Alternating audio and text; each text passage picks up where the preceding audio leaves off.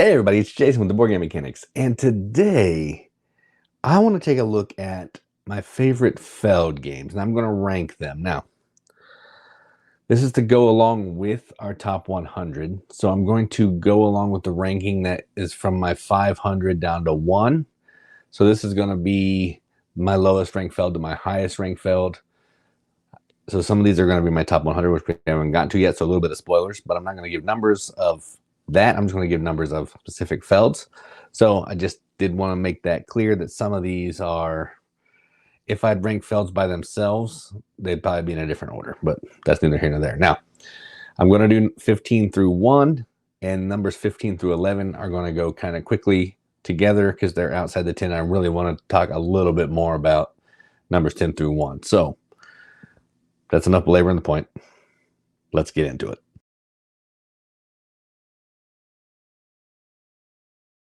Okay, so starting with number 15, this is a game that I had and I traded away, and this is Rialto. Now, I don't really love this game. It's got some cool mechanisms where there's like these rows of cards that you're drafting, and then every round, each of these different specific actions will fire off, and if you have those cards, you can take that action. It's an area control game. Maybe I was playing it wrong. It just didn't feel good to me, so I got rid of it. Not my favorite Feld. So, yeah, that's where we are. So number 14, however, is, I like it a little bit better, but barely. There's more game here, and that's Forum Trajanum. Not a huge fan of this either. I played it once, and it was okay.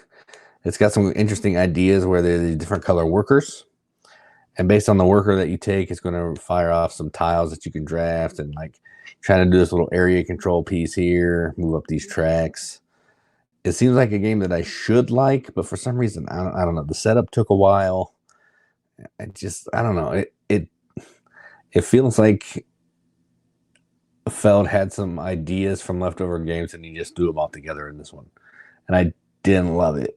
Maybe I need to try it again. I still have it.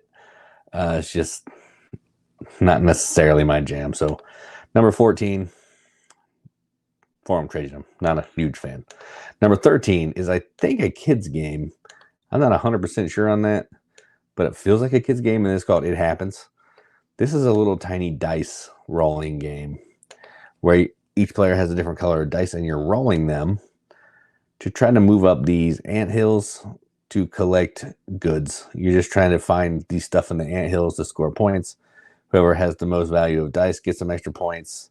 And there's like some bonuses here. I haven't played it forever, so I don't really know, but it plays over a certain number of rounds, and whoever can find the most stuff and score the most points is the winner. The art is adorable. It's real cute. It doesn't feel like a Feld game, though. It's like, yeah, I don't know. It feels different than a Feld game, so a little bit of an outlier. I still do own this. It's in my daughter's section over here, but not something I ever want to get out and keep playing. So that is number 13, I think.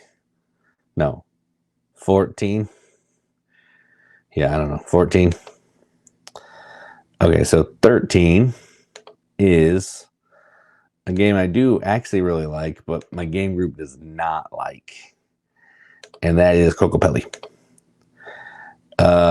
So it's a little card game where you are trying to be the first player you're trying to lay these four cards down of different kinds, and they're called ceremonies. So you're trying to play like this one.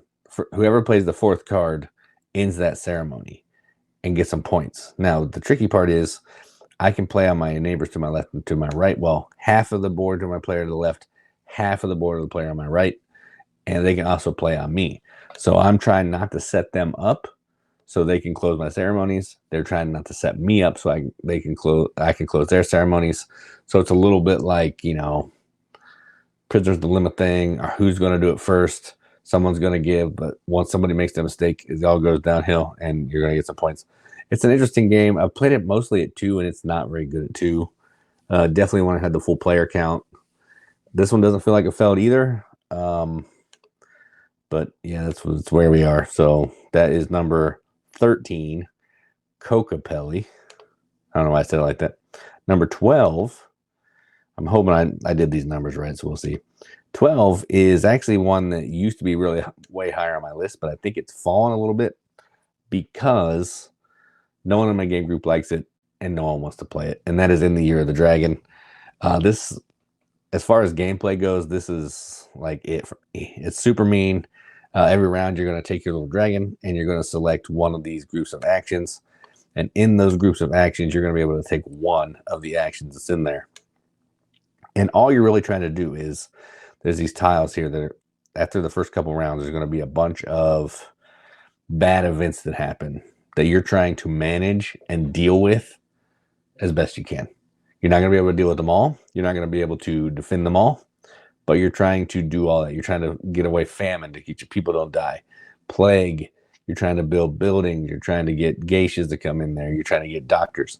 All this stuff that you want to do, but you're not going to be able to do it. It's fun. It's brutal. It feels like one that I shouldn't like, but I really do like it. And yeah, it's a good game. So number 12, In the Year of the Dragon. Number 11, and the last one before we get to the top 10, is I got it at the same time, and it is Notre Dame. Honestly, I haven't played this one that much. I played it mostly like solo, two-handed. I think I played a 2 and a 3-player game. And this is a little card drafting, very minimal. You have 3 cards and you're passing them. And then you're going to use these cards to take actions on these boards. Each of the cards are going to represent an action. You're trying to defend plague. You're trying to get points. You're trying to earn money. You're trying to put influence in Notre Dame here. Ooh, that's really nice. And you're just trying to, of course, in the game with as many points as you can. And then at the end of every round, there are these characters that you can influence to get their special ability to take extra actions. It's pretty slick. It's a little fiddly. Some of the rules are not, I don't think they're that great. And the point tokens are super annoying because there's no scoreboard. You have to collect these stupid tokens. But other than that, it's a fun game, and I really like it. Again, no one else wants to play this. It doesn't look great. It looks old.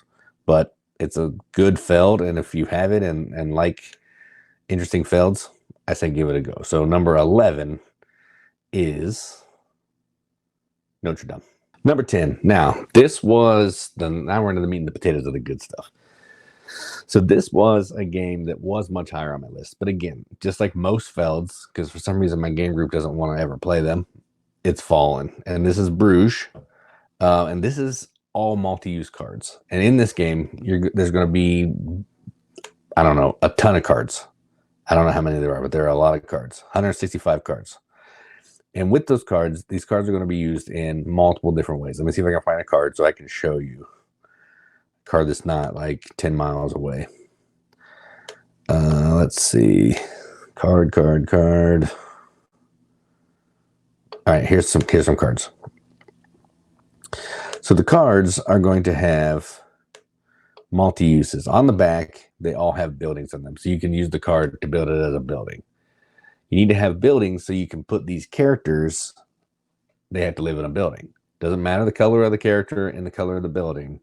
Color only matters for how you're going to build it and the types of actions that it's able to do. Now, every card can be used as a character, as a building, or to do one of these actions in the color that the card is. If you build it as a character, it has a special ability that can activate by putting a specific color meeple on it. So the actions are building buildings, recruiting workers of that color, building the canal, getting rid of some plague or sickness or something, or taking money based on the die that's rolled. Because there's a little die that's rolled before every round. It's a little track you're trying to move up to get additional points, but they'll all give you money based on the die roll. It's really slick. It's smooth. I actually have the German version that has paste ups and a card sleeve, so I don't love that, but the game is so good that I don't really care. But yeah, the art's great. It's Michael Menzel, I think. Fantastic. It's one of the reprints of the new Queen Games one that cost $1 billion that I'll never get, but it's a good game. If you like multi-use cards, this one does it pretty solid. So number 10, Bruges. Number 9 probably actually has no business being higher than In the Year of the Dragon or Notre Dame. But Roman Pirates to me is a ton of fun. And actually, some of the components for this are pretty good. Let me see if I can find it here. Because there's like some trays that hold tokens. And now I'm saying pretty good from like early 2000 standards. But this is all standard. Like tokens come in these trays here. Tells you where they go. Plastic coins. It has plastic meeples that are pirates in these different colors. But effectively what you're doing in this game is it's a route building game. And you're trying to make connections from location to location using your pirates. You can see to go from here to here is 1, 2, 3, 4. So I need 4 pirates available to go there. And at each of these different actions, you're going to be getting some of those tokens. You're going to be earning money. And eventually, you're going to be sending people over into this area over here to sleep. That's kind of the gist of it, which is kind of like a little battle. You want to have more on your side than the other person. You're going to roll some die and try to resolve it. Gives you extra points, gives you some extra stuff to do on the game. But you're trying to get these tokens to score points, and there's just all these different ways. There's treasures, there's you go to the tavern and have some beer. There's like maps and animals and stuff you can find, map pieces that you're trying to put together. Just a ton of stuff that you're trying to do just by connecting routes on this map. It doesn't look like it's fun, but I've actually had a lot of fun with this game, and way more fun than I probably should have had. And it's not better than in the Year of the Dragon, but I don't know. I think more highly of it, I guess, because I've played it more and it's more fun. Now the experience is more fun, so maybe that's why it's higher, because in the Year of the Dragon is a pretty big bummer. But yeah, my number this is 9. My number 9 is Rum and Pirates, and it is stupid good for a Feld that not many people like. So if you're interested in one, you can probably get it pretty cheap. I say check it out. So number 9, Rum and Pirates. Number 8 is probably one of the first Felds that I bought. It was like crazy low discount, like cheap, like maybe $10 at this like super expensive game store, which is crazy. And it's La Isla.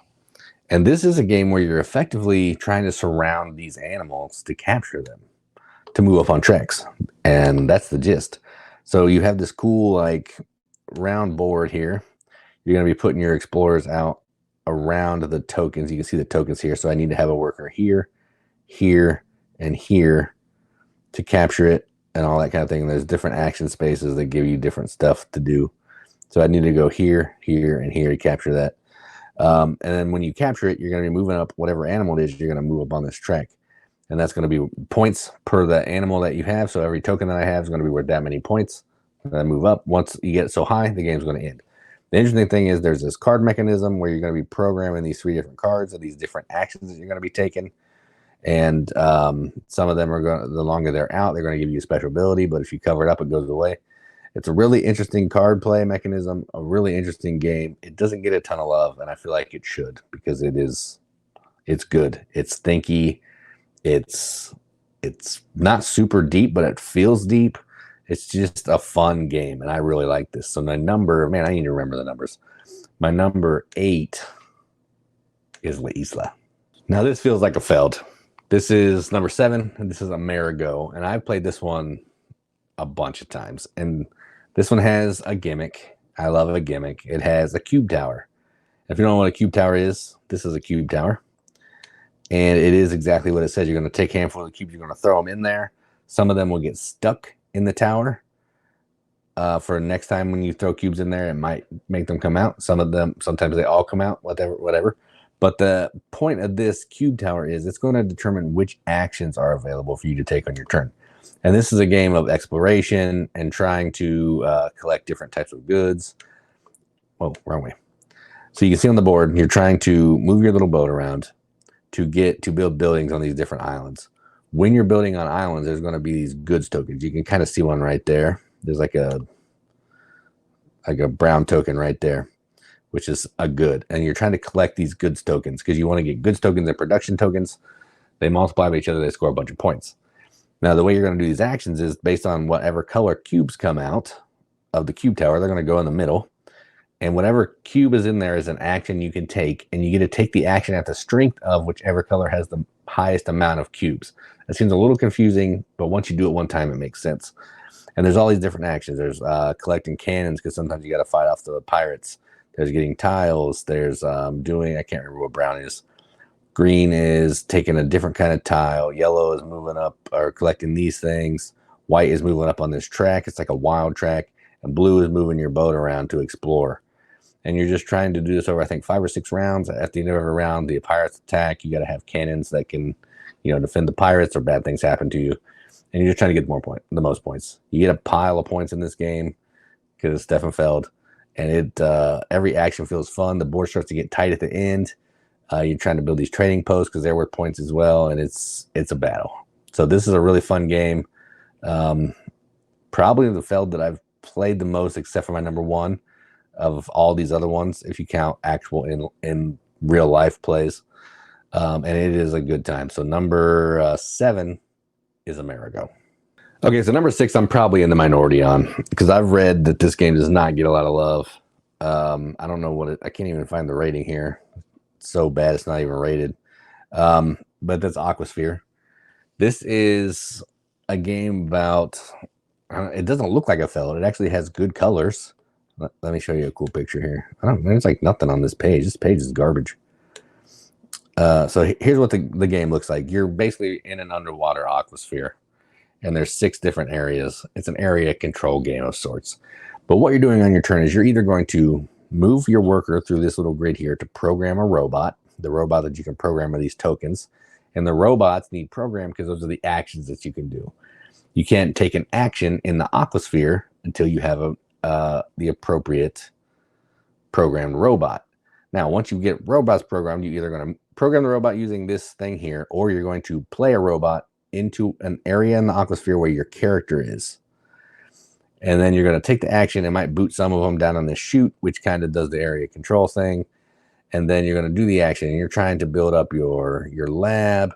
You're trying to get these red cards, which are like special abilities out here.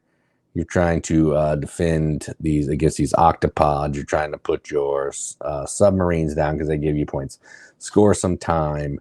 Get these black gems, because in order to get past certain markers on the scoring board, you have to cash in a black gem. There's so much stuff to do.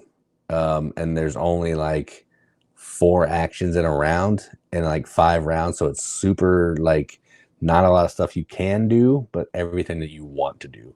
And I love this game. I played it with Katie. She was not a fan. Most of the other people I played it with have not been a fan. But this is, if other people would play this with me, I would play this way more than my number 1, because I like this one quite a bit. So number, 6, Aquasphere. All right, we're in the top 5 now. Now, this game is the game that I played the most because I played it on Boardgame Arena almost exclusively. I think I've only played it in real life maybe 3 times, and that's Castles of Burgundy. And this game it's not even my favorite one, but it's just easy to play. And this is a game where you have 2 dice, and you're rolling these dice, and they're going to determine, based on the number, what actions that you're able to do. And, well, you can do whatever actions you want, but with a number determines what stuff you can take while you're doing those actions. So you can see on your player board, there's different numbers. In order to place a tile on your player board, you have to have that number. There's ways to mitigate the dice, so there's workers and all that stuff. In order to draft dice to get tiles, you have to take them from the central board here, which they have depots, and all the depots are certain numbers. In order to get the tile, you have to use a die of that number. When you take it, it comes down into your board in this like storage area, and then you have to use another die to move it back onto your board. So you're trying to get tiles that you want to put them on your board, trying to fill in separate areas to score points. Some of these yellow tiles will give you extra in-game points. If you're the first player to finish all of the color, you get extra points. You're trying to sell these different goods tiles and all that stuff. There's a ton of stuff going on. You actually get a decent amount of turns in this game. It's like 5 rounds of like 4 turns each or something like that. So you get a decent amount of turns. It's probably not really more than Aquasphere, but it feels like it. And yeah, this game is a ton of fun. I don't like playing it in real life as much because there's a lot of tiles, a lot of setup, a lot of fiddliness. But on Boardgame Arena, this is a fantastic game. There's a new fancy deluxe version if you're into that. It's got some acrylic tiles and nonsense, but the gameplay is effectively the same. You draft some tiles, put them on your board, try and score points. It's really good, and that's why it is my number 5 favorite Feld game of all time. Number 4. Now, this is a good one.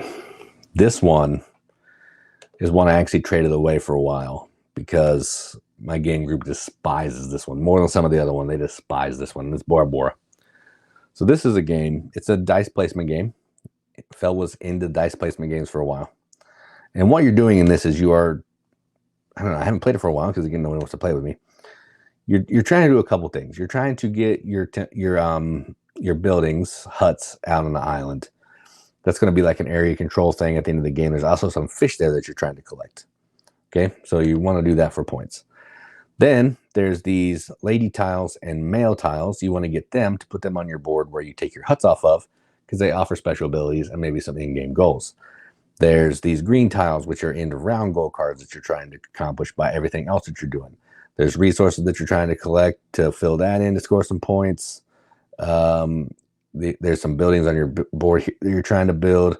There's jewelry here that you're trying to make. There's a temple track that you're trying to climb up to score a bunch of points.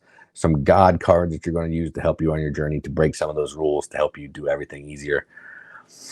There's a lot of stuff going on here. It's a beefy game, but this player board here tells you what all the actions do, and it's just, this is kind of your hub of operations, and it is, in my opinion, this game is like the perfect Euro game. I know that's crazy because it's not even in my top 3 Feld games, but a lot of that is because I got a bad taste in my mouth from last time I played it with my game group, and then I don't get to play it that much. But this game is, as far as a Feld goes, this is one of his masterpieces, I think. But it's only my number 4 for the reasons that I've mentioned, but that is Bora Bora. Number 3, Bonfire. I'm not going to beat around the bush. You can already see it. Bonfire is a newer Feld. When it came out, 2020, so 4 years old, less than 4 years old. And this is a beast. This one is a beast. In this one, let me see if I can even try to explain it. I've played it solo a lot, but it's been a while. What you're trying to do in this one is, again, it's another crazy one. There's this, you're going to have these tiles that are going to determine, they're going to be kind of like your income driver. Each round you're going to pick some and you're going to put them on this board. And if you make connections, it's going to be how many tokens of that type you're going to get. And those are your action tokens. Then you're going to be using those action tokens to do the actions. And the actions are, you're going to be moving your boat around trying to collect these tiles here, which is going to help be like some goals that you're trying to accomplish. You're trying to get these, move these elders around, trying to build these portals to the bonfires, so you can score extra points. So you can get the guy from up here down to here. Trying to do this puzzle here, even though it's actions, it's a puzzle. Trying to get the favor of these cards, trying to earn the favor of these cards. And then you're trying to get your people out into this board so you can influence this council to help you get additional actions, additional points, and all that kind of thing. There's a pile of stuff going on in this game as well, similar to Bora Bora.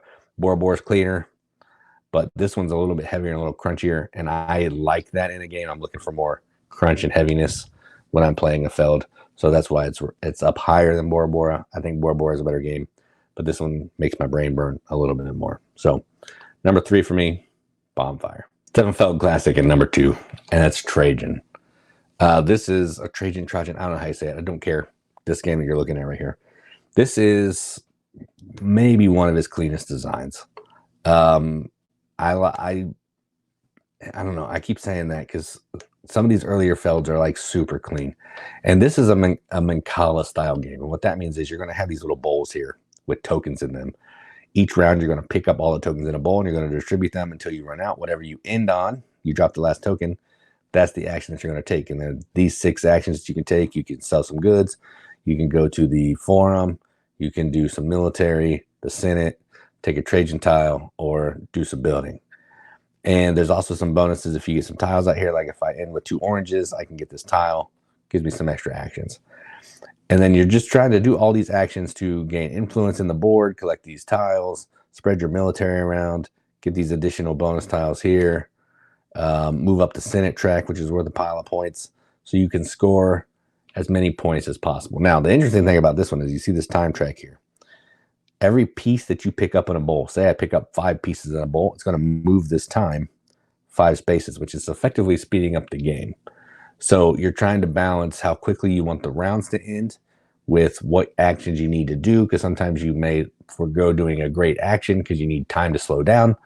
And it's just this nice puzzle of efficiency and trying to do the perfect action at the perfect time to get the most amount of points. Yeah, this game is, I don't have much to say about this game other than it's fantastic. So my number 2, Trajan. And number 1 should be no surprise. Everybody knows how we feel about Merlin here, and it is a fantastic game. Now, this is probably not even better than some of those other Feld games, but I play this one more, and it's easier for me to get to the table. It's easier for people to understand when they're playing. This is also still a heady game. It still has a lot of stuff going on. We have the Arthur expansion. We have a couple little queenies. But this is just such a good game. Effectively, all you're doing is moving around a rondelle. Or if you have Arthur, a couple rondelles. So let me show you what that looks like. There's these rondelles in the middle of the board that you're going to move your knights around. And whatever action you go to is, whatever space you go to is the action you're going to take. So like this green one, he's going to be able to do this action. The yellow one's going to get the goblet. The red one's going to get Arthur's sword, Excalibur. And you're just doing, however, whatever die value you use is how many spaces you're going to be able to move your knight. If you use a white one, you can use Merlin. He can go clockwise or counterclockwise to kind of give you bonuses. And you're just trying to do some area control here. You're trying to get these cubes so you can build buildings. You're trying to get flags to defend off baddies that are infiltrating your castle. You're trying to get these cards here to help you get score some contracts, score some points. You're trying to do this little building thing over here for area control. There's tons of stuff going on here. It's a ton of fun. It's thinky. It burns your brain. It's effectively feels like a roll and move because you're using a die to move, but there is some mitigation, so it's not just, Monopoly level. But yeah, it's fantastic. This is not a straight Feld game. This has a co-designer, so maybe that changes some of it. So it's not 100% Feld like those other ones, but this one is by far my most played Feld. And well, except for Castles of Burgundy, that's my most played Feld. But in real life, this is my most played Feld. People like it. It has color. It has a theme that people are into. And it's just a fantastic game. So my number 1, Merlin. All right, so those are 15 of my favorite Feld games, and actually all the Feld games that I've ever played. I went through his list, so even if I don't own them still, or they're not in my top 100 or 200, I still put them on this list following the proper rules. And yeah, I'm a huge Feld fan. I don't like all the games. Clearly, we talked about some. But the ones that I do like, I really like and am super into them. And every time he puts out a new game, I want to try it. I want to see if it's good. I want to see how different it is from some of his other ones. I want to see if he's doing some new innovative things. And I just get excited for it. And that's what I want in gaming. I want to be excited. I want to have something to look forward to. I just want to have a game that is fun, that people want to play, and that when I'm done playing it, I feel satisfied. And that's how I feel with Feld. So those are my top 15 Feld games, 16. I don't know how many there were, but however many there were, that's what we got. And yeah, I got nothing else to say. So thanks for watching. And as always, keep gaming.